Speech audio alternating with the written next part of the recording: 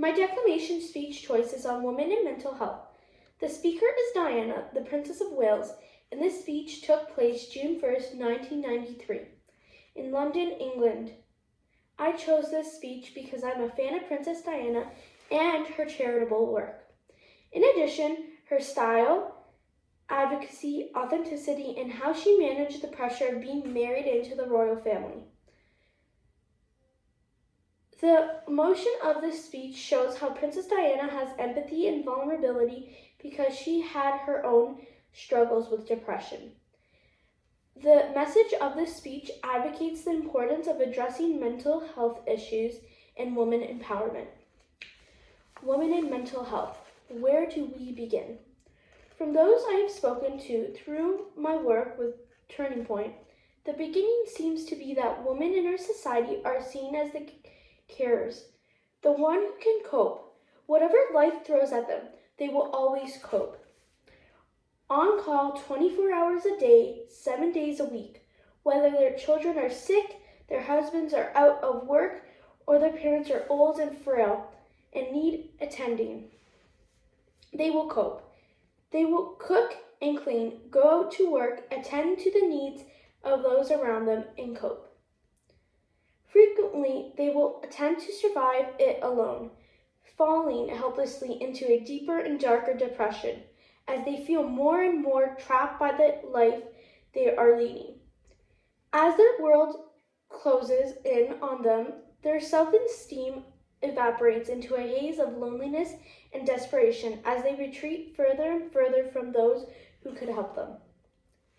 Many women and men turn to alcohol to numb the pain of their despair, but because it is seen in women as less acceptable to admit to a dependence on alcohol, it often goes unnoticed. They are merely perceived as having a rather nervous disposition. The suffering behind their anxious eyes so often goes unseen. Sadly, for others, this strain becomes too much, and their decision to take over their own life, seems to them the only way of ending their pain. Perhaps they didn't believe they deserved the same support they had given to others. For those who find the courage tentatively to ask help, the pill for every ill is most often administered.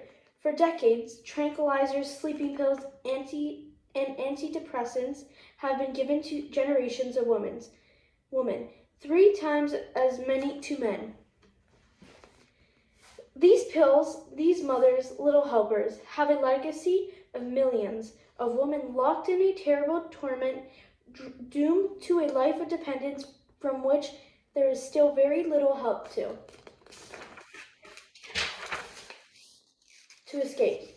More often than not, they retreat into their own private hell behind closed doors, terrified to go out of their homes into what to them has become a frightened world.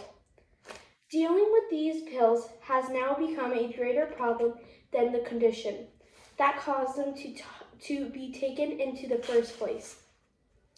Recently, I met a woman who, against the odds, had succeeded in getting off the tranquilizers she had been prescribed to help with her postnatal depression. She had been taking these pills for over 30 years. Giving herself permission to give them up had not been easy, but with a specialist's help, she had won. Her biggest realization was that during those years, she had completely lost touch with her own identity. She had now discovered that she was no longer the person others believed her to be. The drugs had closed her down. They had managed to turn her into an anxious zombie. At least, she was now able to learn how to live again and become the person she was born to be. Whether these drugs were given in a genuine attempt to help or whether they were offered as a means of making her more tranquil and acceptable to those around her, the effect can be the same.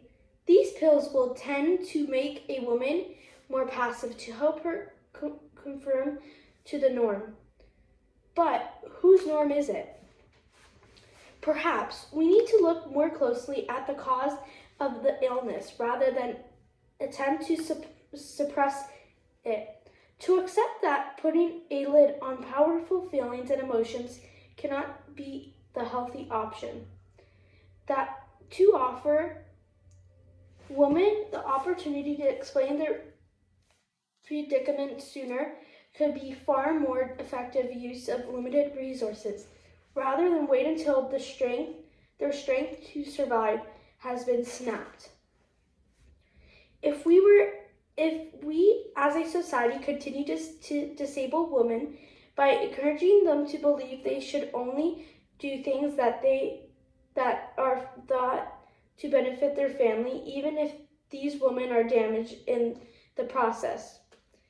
If they feel they never have the right to do anything that is just for themselves, if they feel they must sacrifice everything for their loved ones, even at the cost of their health, their inner strength and own self-worth, they will live only in the shadow of others, and their mental health will surely suffer. But if we can help to give them back their right to fulfill their own potential and to share that with their family, children, or friends, maybe fewer women would find themselves living a life that is bleak beyond belief. Those women who have taken on heavy burden attending to others need also to be attended, not just for their own sake, but for the good of us all.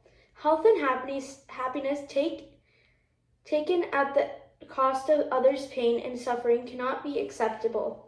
Women have a right to their own peace of mind. Each person is born with very individual qualities and potential. We as a society owe it to women to create a truly supportive environment in which they too can grow and move forward.